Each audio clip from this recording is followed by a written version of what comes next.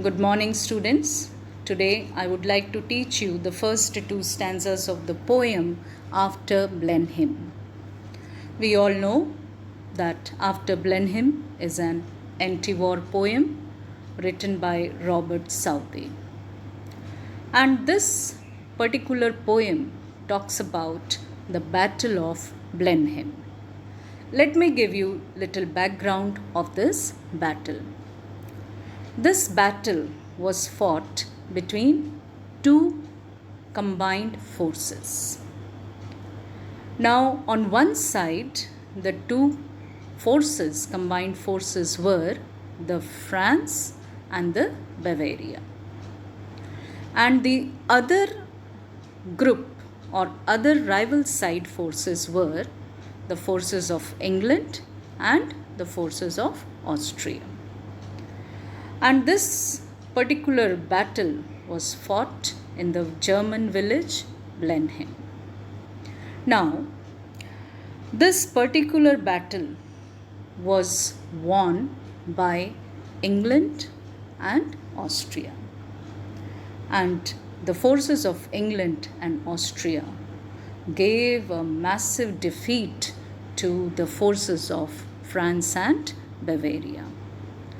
And the heroes of this battle were England's Duke of Marlborough and Savage Prince Eugene. These two were given a great, grand welcome and applause for their heroic deeds. Now, this particular poem is written in the form of narration. It is a ballad, and the speaker is narrating the story to us about grandfather Old Caspar and his grandchildren Wilhelmine and Peterkin. Now, we must know that this poem is a reflective poem. Here the poet is narrating the story, and at the same time he is pondering over the consequences of war. So let us see the first two stanzas. There are 11 stanzas in this poem, and each stanza has 6 lines.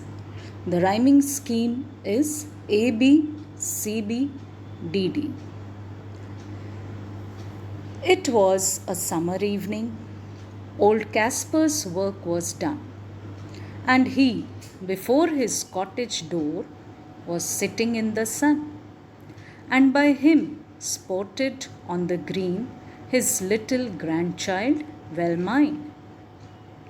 She saw her brother Peterkin roll something large and round, which he, beside the rivulet, in playing there, had found. He came to ask what he had found that was so large and smooth and round. Now, this is the story of Old Caspar, and we see the situation here is like this. Old Caspar is at his home, and he has returned from his work. He is sitting in a relaxed manner just on the door of his cottage. Just before the door of his cottage means just at the entrance of the cottage door. He was sitting in the sun. He was relaxing after his day's work. Old Caspar was sitting in relaxing manner in front of his cottage, and his granddaughter Wilhelmine was playing there in front of the cottage.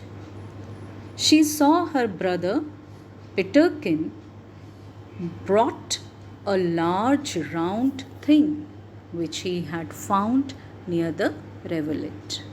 Now, these two children were very intelligent and curious children. They had lot of questions in their mind. They came towards the old Caspar and showed this large and smooth and round thing to him, and they wanted to know what this thing was. And this round and large smooth thing was a skull.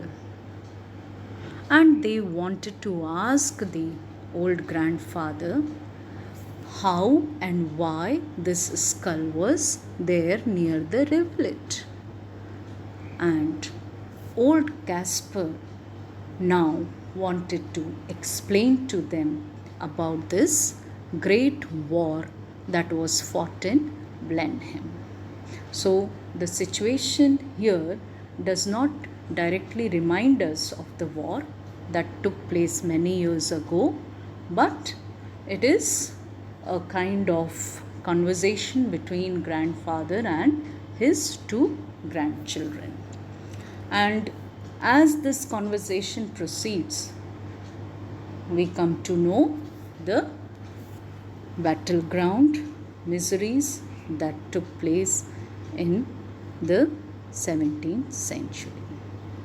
So students, study these two stanzas carefully, revise them. Thank you.